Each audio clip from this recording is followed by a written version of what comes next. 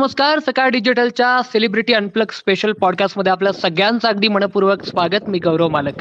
मंडळी, अलीकडच्या काळामध्ये अनेक मालिका आपल्या सगळ्यांच्या भेटीला येत आहेत आणि त्या मालिकांच्या माध्यमातून अनेक अभिनेत्री अभिनेते सुद्धा आपल्या सगळ्यांच्या भेटीला येत आहेत. आपलं तर ठरलंच आहे की आपण आपल्या कार्यक्रमाच्या माध्यमातून, या पॉडकास्टच्या माध्यमातून अनेक सेलिब्रिटींच्या आयुष्यातला त्यांचा प्रवास बोलक्या करण्याचा प्रयत्न करतो. तो नेमका कसा घडवलाय त्यांनी ते जाणून घेण्याचा प्रयत्न करतो आणि त्यांच्याकडनं काही शिकता येते का तो सुद्धा प्रयत्न करतो. रमा राघव नावाची मालिका प्रचंड सध्या गाजते आणि विशेष म्हणजे त्या मालिकेतलं रमा हे पात्र सगळ्यांनाच आवडतंय. ते पात्र साकारणारी अभिनेत्री ऐश्वर्या शेटे सध्या माझ्यासोबत आहे. हाय ऐश्वर्या, तुझं सकाळच्या अनप्लग पॉडकास्ट मध्ये खूप मनापासून स्वागत आहे. नमस्कार. थँक्यू. नमस्कार. नमस्कार. माझा पहिला प्रश्न सुरुवातीला असा आहे ऐश्वर्या, सध्या सर्वत्र व्हॅलेंटाईनचं वीक सुरू आहे, सगळीकडे प्रेमाचं वातावरण सुरू आहे. खरं तर प्रेक्षकांच्या आणि माझ्या वतीनं हा प्रश्न मी विचारतो की ऐश्वर्याच्या खऱ्याखुऱ्या आयुष्यामध्ये कुणी राघव आहे का? अरे कोण बापरे, आहे? नाही अजून तरी ऐश्वर्याच्या खऱ्याखुऱ्या आयुष्यात कोणी राघव नाहीये. पण आणि आता तरी ऐश्वर्याचा खरंखुरा राघव म्हणजे तिचं करिअर आहे. सो सध्या तरी ती करिअर मध्ये फोकस्ड आहे. सो नाहीये, सध्या राघव नाहीये कोणी. बरं, जर असेल कोणी तर त्या परफेक्ट पार्टनर बद्दल अपेक्षा काय आहेत ऐश्वर्याच्या? असेल कोणी तर काही नाही, माझ्या करिअरला समजून घेणाराच हवा. कारण जर का म्हणजे पुढे जाऊन मला या फील्डमध्ये किंवा फील्डच्या बाहेरचा कोणी असेल तर माझी एवढीच अपेक्षा असेल की माझं करिअर, माझे जे टायमिंग्स आहेत, माझे जे रुटीन टायमिंग्स आहेत, या सगळ्या टायमिंग्सला समजून घेणारा, मला समजून घेणारा, माझ्या आई वडिलांना सांभाळणारा, त्यांना त्याचेच आई वडील समजेल असाच मुलगा हवा मला. वा वा वा, चांगल्या अपेक्षा आहेत. आता आपण तुझ्या प्रवासाकडे येऊ ऐश्वर्या. तू पहिल्यांदा काम केलं ते म्हणजे घाडगे अँड सोन या मालिकेतून. कॅमेरा समोरचा पहिला अनुभव तुझा कसा होता, त्या संदर्भात सांग ना काय? हो, म्हणजे घाडगे अँड सून माझं कॅरेक्टर, मला जे कंटिन्युटी कॅरेक्टर मिळालं, ही माझी पहिलीच मालिका होती. पण त्याच्या आधी सुद्धा मी कॅमेरा एक लहानपणापासून फेस करत आले होते. एक 8वी-9वीत असल्यापासून काही सिरीज वगैरे, टीव्ही सिरीज वगैरे करत आले होते. त्यामुळे कॅमेरा नॉलेज थोडाफार होता. पण मला तिथे बरंच काय म्हणतात, बऱ्याच नवीन नवीन गोष्टी अनुभवायला मिळाल्या. म्हणजे तेच नाही तर त्याआधी जेव्हा मी करत होते तर तिथे बऱ्याच गोष्टी, म्हणजे सांगता आलं तर बुली करण्यात आलं होतं. सो तिथला एक्सपिरियन्स असा होता की मला बरंच लोकांनी आता आली आहेस तर बसून राहा, चल आत्ता तुझं लागणार नाहीये सीन, मग पॅकअपच्या वेळेला सगळे जायला निघाले की मग तेव्हा माझा सीन लागणार, हे असे बरेचसेच अनुभव मिळाले. त्यामुळे कॅमेरा फेस करताना खूप घाबरायचं मी. म्हणजे स्पेशली जेव्हा वाक्य पाठ नाही व्हायचे तर समोरनं जेव्हा डिरेक्शन टीम मधनं किंवा क्रिएटिव्ह टीम मधनं एक फोकस यायचा की आता 10 टेक होणार, आता 15 टेक होणार, आता 20 टेक होणार, असे जेव्हा शब्द कानावर पडायचे तेव्हा खरंच खूप घाबरायला व्हायचं. सो हे सगळे खूप वाईट एक्सपिरियन्सेस होते. सोबतच माझे खूप चांगले एक्सपिरियन्सेस होते की घाडगेच्या वेळेला स्पेशली इतके मोठी स्टारकास्ट होती घाडगेला. सुकन्या मोने होते, आतिशा नाईक होत्या, त्याच्यानंतर बरेच अजून भाग्यश्री लिमळे वगैरे सगळेच होते. सो तेव्हा कलर्स मराठीचीच मालिका आणि ती, तर तेव्हाची जी वागणूक मला मिळाली होती त्यांच्याकडनं अतिशय गोड. म्हणजे मला अजिबात असं आउटसाइडर किंवा हिचा पहिलाच असा मेन स्ट्रीम कॅरेक्टरवाला शो आहे अशी वागणूक अजिबातच त्यांनी मला कधी दिली नाही. खूप प्रेमाने आणि खूप गोड राहिले ते माझ्यासोबत. त्यामुळे असे पॉझिटिव्ह आणि निगेटिव्ह दोन्ही माझे एक्सपिरियन्सेस होते. तिथले जे डिरेक्टर होते, केयूर पारिक जे होते, तर ते खरंच खूप छान होते. त्यांनी मला काम डाऊन केलं. पहिले तर मी घाबरले होते की तू शांत हो. असेही डिरेक्टर्स मला माझ्या आयुष्यात मिळाले होते. अच्छा ऐश्वर्या, आम्ही असं ऐकलंय की तुझ्या अभिनयाची सुरुवात म्हणजे अभिनय क्षेत्राची सुरुवात तू 7वी किंवा 8वी मध्ये असताना झाली आणि सर्वाधिक वाटा तुझ्या आईचा या सगळ्या प्रक्रियेमध्ये आहे. तर या क्षेत्राची आवड कशी लागली, काय सांगशील?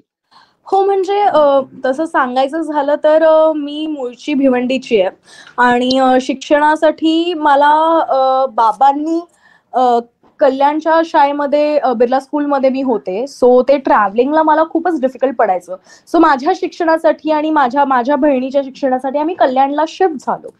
आणि त्याच्यानंतर माझी बहीण माझ्याहून एक 3.5-4 वर्षांनी मोठी आहे. तर तिची 10वी झाली तर तिला कॉलेज हे पोद्दार हे ती घेणार होती. सो तिच्या एज्युकेशन वाईज माझ्या आई बाबांनी मग ठरवलं की आपण अजून थोडं एक स्टेप पुढे जाऊया, आपण ठाण्याला राहायला जाऊया. आणि जिथे जेव्हा माझी काय म्हणतात एक फ्रेंड्स बनवण्याचं वय असतं तेव्हा म्हणजे एक अगदी 6वी-7वीत होते मी. तर माझी शाळा चेंज झाली. तर शाळेमध्ये मी खूप अशी माझे नवीन मित्रमैत्रिणी होत नव्हते पटकन. तर माझी आई बाबा दोघंही घाबरले होते, कारण मी खूप शांत शांत व्हायला लागले होते. माझं कोणाशी बोलणं होत नव्हतं, मी कोणाशी फार बोलायचे नाही, एकटीच असायचे, रडायचे. मग आईने माझा पुढाकार घेतला. आई म्हणाली, आपण तुला ना अभिनयाची आवड म्हणजे मी काहीतरी टीचरच बनेन, एक दिवस डॉक्टरच बनेन. एक दिवस पछाडलेला हा माझा अत्यंत आवडता पिक्चर होता लहानपणीचा. सो त्याच्यातलं मी वंदना गुप्तेंचं कॅरेक्टर आरशासमोर प्ले करत बसायचे. तर आई मला असंच प्रोत्साहन द्यायची. तर तिने मग डिसाईड केलं की मला प्रवीण कुमार भारदेंचं माता अनुसया हे ऍक्टिंग क्लासेस आहेत, एक शिबिर आहे. तर तिथे तिने मला पहिल्यांदा घातलं आणि मग तिथे मला स्टेज फिअर माझा गेला. माझ्यात एक कॉन्फिडन्स आलं. शाळेत मला जे माझे फ्रेंड्स नव्हते किंवा माझ्याकडे काय म्हणतात बोलायची माझ्यात हिंमत नव्हती, ती सगळी माझ्यात हिंमत आली, ती माझ्या आईमुळे आली. कारण तिने मला पुश केलं की तू जा, तू स्टेज फिअर गेलं. मग तिथून माझे एक ना नाटका करता बाल नाटकं केले मी, त्याच्याकरता एक स्टेज करता माझं एक प्रेम तिथे जागृत झालं आणि मला खरंच खूप छान वाटायचं. तिथे मी रमायचे एव्हरी संडे टू संडे किंवा जसे काय म्हणतात वेकेशन झाले, समर वेकेशन झाले, विंटर वेकेशन झाले, दिवाळी वेकेशन झाले की प्रवीण कुमार भारदेंचे बालनाटकं असायचेच. म्हणजे तिथे आम्ही मग प्रॅक्टिसला जाणं, सगळं करणं, ते लहानपणापासून एक आवड होत गेली. आणि तिथूनच मग मला सोहम प्रोडक्शन्सचं कॉन्टॅक्ट मिळालं. तर तिथेही माझ्या आईने खूप मेहनत घेतली. म्हणजे ती प्रत्येक जागोजागी माझ्यासोबत असायची, म्हणजे सगळीकडे मला पुश द्यायची. मी आधी खूप घाबरायचे ऑडिशन्स द्यायला किंवा मला रिजेक्शनला मी खूप घाबरायचे. तर माझी आई मला 17 वेळा सांगायची की हे बघ, रिजेक्शन आपल्याला मिळत राहणार, एकदा मिळेल, दोनदा मिळेल, तीनदा मिळेल, कुठेतरी तू सिलेक्ट होशील, कुठेतरी तू शहाणी होशील, त्यामुळे तुला नक्कीच तुझं फ्युचर ब्राईट आहे, तू करत राहा. मी गिव्हअप केलं होतं, I am not lying, me literally give up केलं होतं की मला ना असं काय आजूबाजूच्या मुलांना बघायचं मी ऑडिशन्स मध्ये, ते इतकं उत्तम करायचे, इतके सुंदर सुंदर माझ्यासोबत होते ऑडिशन्सला मुलं, आणि ते आत्ताही खूप पुढे गेल्यात. म्हणजे मला नावं सांगायला पण असं पटकन आठवत नाहीये, पण आय कॅन रेकग्नाइज देम. मला असं दिसतं कधी कधी, हा हे आपल्यासोबत इथे होते, हे आपल्यासोबत इथे होते. सो अशा माझ्या आईने मला खूप पुश केलं. त्यातनं माझं वजन खूप जास्त होतं आधी, म्हणजे मला खूप स्ट्रेस होतं आणि बऱ्याच गोष्टी असल्यामुळे मला खूप वेट गेन झाला होता. I was 85 kg. तर मी शो करता करता मला दुसरे एकातून एक मिळत गेले, माझा कॉन्फिडन्स वाढत गेला. तशी माझी मग आई म्हणाली की आता तू वजन कमी करायचा प्रयत्न कर, म्हणजे आय एम व्हेरी शुअर की तुला लीडही मिळेल. आणि माझ्या आईचं स्वप्न होतं ते की एक दिवस तरी मला माझ्या मुलीला लीड म्हणून बघायचंय, माझ्या मुलीला एक काय म्हणतात पोस्टरवर बघायचं, तिचं जागोजागी पोस्टर लागले पाहिजे, हे तिचं स्वप्न आहे. सो ती म्हणाली, तिने मला पुश दिलं. मग मी माझं वजन कमी करण्याची प्रोसेस सुरू केली. I was 85 kg, me 60 kg वर आले. आणि मग सगळ्यांसमोरच रिझल्ट आहे की आईने जो आशीर्वाद दिलाय मला, मी इथपर्यंत पोहोचली आहे. अगदी खरं आहे. आणि जेव्हा आईचं स्वप्न आपण आपल्या कामानं, आपल्या कर्तृत्वानं पूर्ण करतो, तेव्हा तिला होणारा आनंद आणि त्यामुळे आपल्या मनात असलेलं समाधान हे काही निराळंच असतं. हे अगदी खरं आहे. हो, अगदीच ऐश्वर्या, या खरं. निमित्ताने एक प्रश्न असा आहे, की आज इतकी सुंदर दिसणारी ऐश्वर्या आणि त्याचबरोबर मॉडेलिंग असेल, अभिनय असेल, या सगळ्या क्षेत्रात पाऊल ठेवणारी ऐश्वर्या एका काळात तिच्या दिसण्यामुळं म्हणजे तिच्या थोड्याशा जाड दिसण्यामुळे म्हणा, थोडी नर्व्हस होती असं आम्ही ऐकलेलं आहे. पण त्याच्यावर तू कसं काम केलं? तेव्हाचे अनुभव कसे होते आणि आज त्याच्यावरती काम करत तू कसं काम करतेयस? काय सांगशील? नाही, अरे म्हणजे बापरे, ही पण मला एक जर्नीच आहे खूप माझ्या मते. हो, म्हणजे मला खूप त्याच्यावरनं पण बोलण्यात आलं होतं की म्हणजे मला खूप चांगल्या चांगल्या लोकांनी, मी नाव सांगेन, हर्ष दत्तकरी जो आहे, गिरीश वसईकर डायरेक्टर आहेत. फुलाला सुगंध मातीचा मी ही मालिका जेव्हा स्वीकारली होती तेव्हा माझ्यासाठी खरंच खूप चॅलेंजिंग होतं ते कॅरेक्टर सुद्धा करणं. पण तेव्हा तिथे मला वसईकर सर आणि हर्ष दत्तकरी, समृद्धी केळकर, भूमिजा पाटील, प्रशांत चौडप्पा हे सगळेजण मला पुश करायला लागले होते. तिथे त्यांनी मला, म्हणजे माझी आई तर सांगतच होती, पण ह्यांचाही मला खूप एक भक्कम पाठिंबा होता. हर्षद दादा मला कधीच तो मला गोड खाऊ नाही द्यायचा किंवा डाएट आहे ना तुझं, पैसे भरतेस ना, नाही करायचंय का, ठीक आहे चल दे, मला देते पैसे वगैरे, असं वगैरे बोलायचा. समृद्धी सुद्धा इनफॅक्ट खूप मला पुश करायची. सो त्यांनी मला एक खूप छान पुश दिला होता. भाऊंनी मला कॉन्टॅक्ट दिले होते डॉक्टर प्रेरणा बावडेकरांमुळे, ज्यांच्याकडे मी हे सगळं आतापर्यंत न्यूट्रिशनिस्ट आहेत त्यांच्याकडनं मी हे सगळं करत होते. सो त्यांनी मला खूप हेल्प आउट केलं. हे मला प्रशांत चौडप्पांनी नंबर दिला होता त्यांचा. सो हे घे, हे तू कर, हे तू कर, हे. सो अशा बऱ्याच गोष्टी या जर्नीमध्ये बऱ्याच लोकांनी मला पुल डाऊन पण केलं. काही लोक असे होते की अगं खा ग तू, काही नाही होत, जाडं असल्याने काय होतं, काय मोठं करायचंय, असे पण काही लोक बोलणारे होते. आणि काही लोक असे, म्हणजे एक्झाम्पल माझे हेच जे माझे मित्र आहेत, माझे खूप जवळचे आहेत, ह्यांनी मला इतकं पुश दिलं. वसईकर मला बघून म्हणाले होते की ऍश तू कर, तू ये कर, एक दिन तू नहीं लीड करेगी तो मेरा नाम बदल देगा. असं ते इतकं सुंदर मला इतकं मोटिवेट करायचे ना, खूपच सुपर्ब. म्हणजे काय सांगायचं, माझी टीम म्हणजे ती सुपर्बच होती. त्या सपोर्टमुळे आज ऐश्वर्या एवढी छान काम करू शकते. म्हणजे या सगळ्या प्रक्रियेत ना पेशन्स. मेन बोल म्हणजे बोल. माझ्या आईने डब्बे देणं, म्हणजे तिने माझ्या डाएटचं खूप नित्यनियमाने पाळलंय. म्हणजे माझ्याहून जास्त ती काळजी घ्यायची की अच्छा या वाजताची ही फळं, या वाजताचं हे सॅलेड, या वाजताचं हे तिचं हे भेळ खाणार, हे खाणार, ते खाणार, सूप पिणार. आणि त्याच्यानंतर नाही म्हणजे नाही, ठीक आहे तू भुकी राहिली काही हरकत नाही, गरम पाणी पी, दुसरं काहीतरी फळं खा, हे सगळं करायची. पण माझ्या आईने तिने खूप सगळ्या गोष्टी नित्यनेमाने, तिने एक बास्केटच तयार केला होता माझा, आणि त्याच्यात जेवढ्या गोष्टी आहेत तेवढ्याच खायच्या, त्याच्याहून एक काही मिळणार नाही तुला, असंच असायचं. त्यामुळे खूप काय म्हणतात, त्याचं मला नक्कीच फळ मिळालंय. आता ते यश मिळतंय मला. अगदी. या सगळ्या प्रक्रियेत ना पेशन्स नावाची गोष्ट अत्यंत महत्वाची असते माणसाच्या आयुष्यात. आणि तुझ्या सहकलाकारांकडनं आम्ही असं ऐकलंय की ऐश्वर्यामध्ये पेशन्स कमी आहे. तर असं काही आहे का, पहिली गोष्ट. आणि दुसरा असं त्याला जोडून एक प्रश्न आहे माझा, की असा एखादा कठीण प्रसंग ज्यातनं तू पुढे गेली आहेस, तुला त्या काळात खूप पेशन्स ठेवावा लागला, खूप कठीण प्रसंग होता तो, खूप असा आजही तो आठवतो म्हणजे क्विकली, असा काही प्रसंग आहे का? हो, म्हणजे पेशन्स माझ्यामध्ये खरं सांगायचं तर खरंच खूप कमी आहेत. म्हणजे माझं पटकन पेशन्स मी लूज करते. माझी पटकन भांडणं होतात कोणाशीही, मी पटकन उलट बोलून मोकळे होते. माझं असं असतं की मनात एक बाहेर एक मी नाही ठेवू शकत, हे मी पटकन भांडणं करून मोकळे होते. आणि अनेकदा असं होतं सुद्धा की माझं हे पेशन्स लूज केल्यामुळे मी समोरच्याचं ऐकायच्या आताच बोलून मोकळे होते. ही घाणेरडी सवय, ती सुधारायलाच पाहिजे.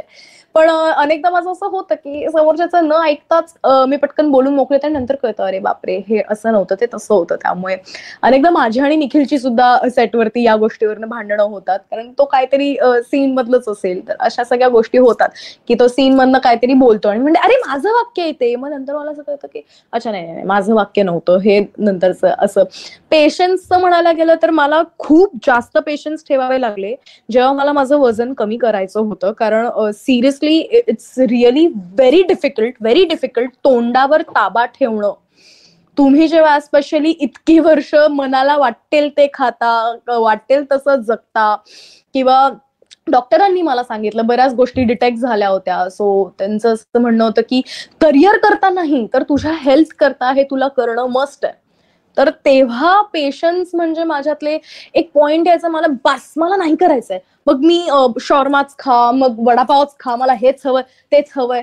तर असं झालं होतं माझं एका पॉइंटला. पण मग पुन्हा ते पेशन्स ग्रॅप करणं आणि पुन्हा नव्याने त्या ह्याच्यावर येणं एका पॉइंटवर, की नाही बाबा आपल्याला पुन्हा नवीन पेशन्स तयार करून सगळ्या गोष्टी करायच्या. कारण माझं I am very conscious about my body. माझं होतं बऱ्याचदा की, कारण ऑब्व्हियसली तुम्ही जेव्हा 85 kg असता, तुम्ही इतके कमी होता आणि त्याच्यानंतर तुम्हाला दिसतंय की तुम्ही परत त्या झोनला जाऊ शकता, तुम्ही त्या वेवर आहात, तेव्हा आपण बॉडी कॉन्शियस खूप होतो आणि त्याच्याने जास्त स्ट्रेस सेटिंग आणि या सगळ्या गोष्टी होतात.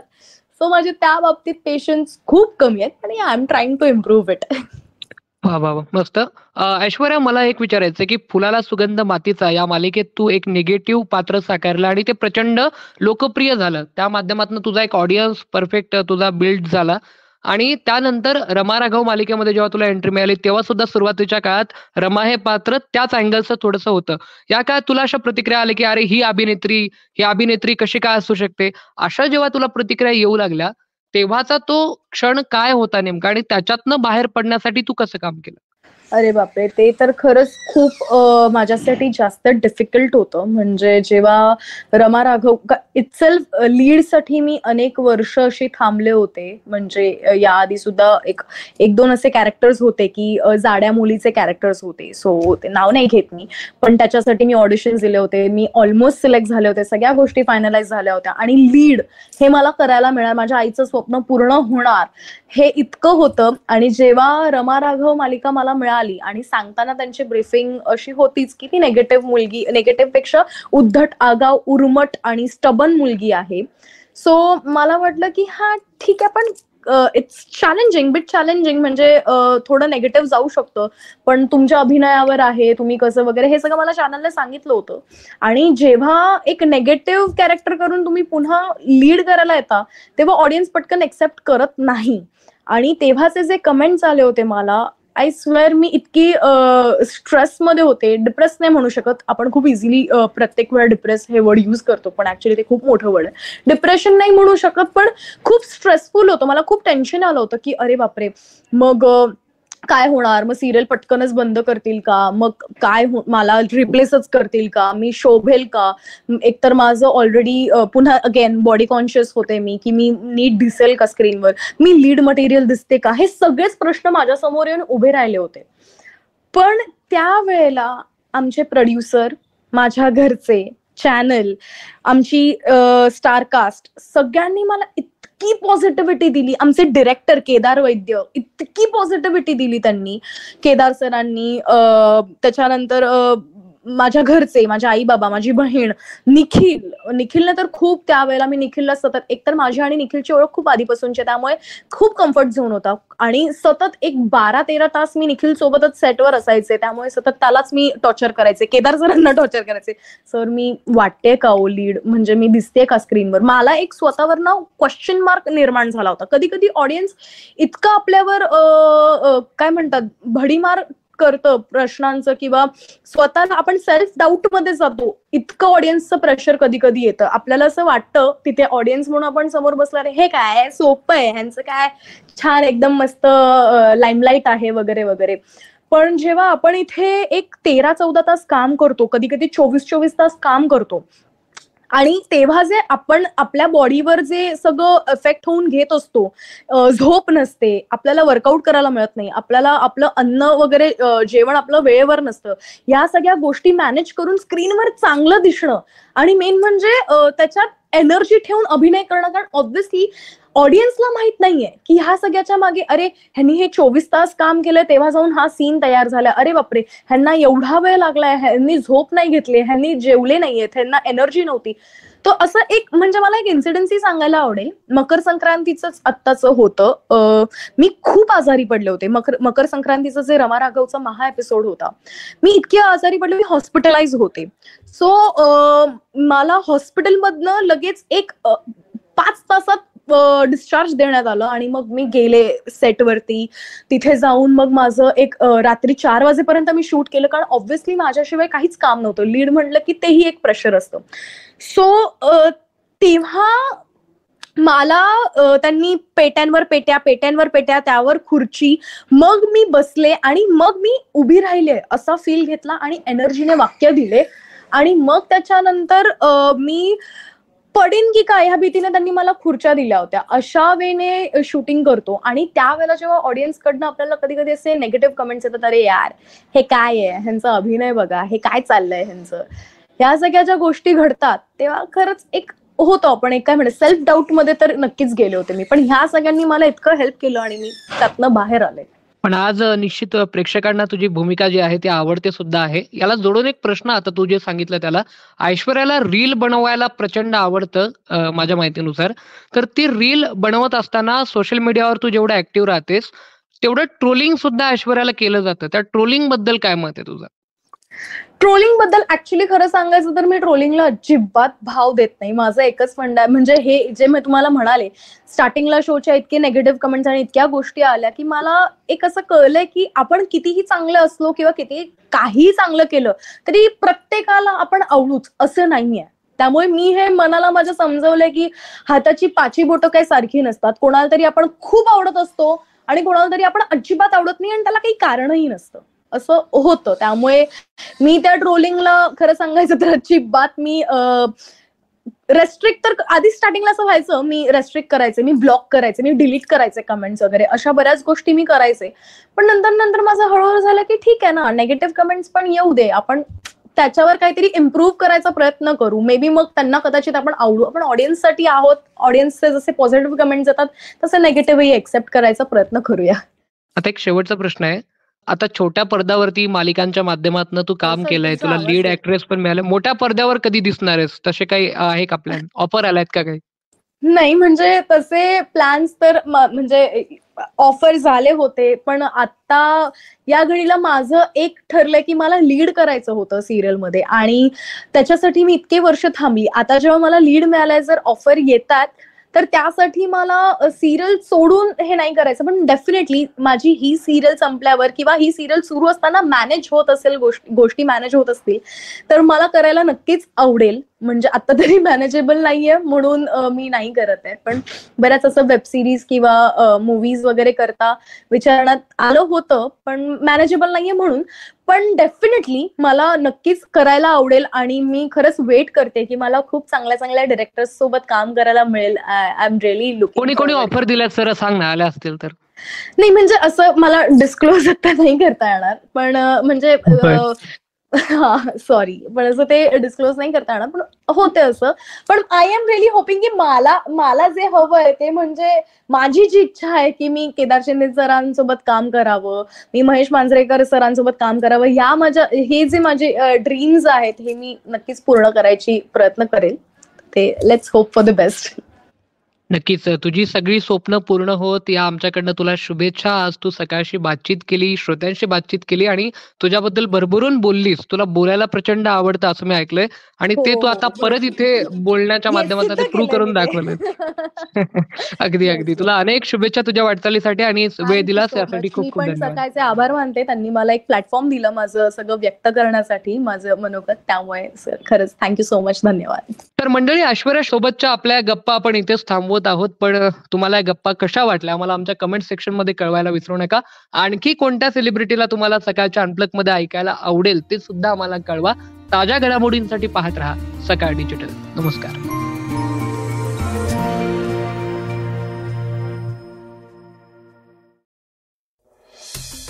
वाचा, बघा आणि आता ऐका आणखी बातम्या isakal.com वर. तुम्ही हा पॉडकास्ट isakal वेबसाईट आणि ऍप वर सुद्धा ऐकू शकता. विसरू नका या पॉडकास्टला आपल्या आवडीच्या पॉडकास्ट ऍप वर सबस्क्राईब किंवा फॉलो करायला.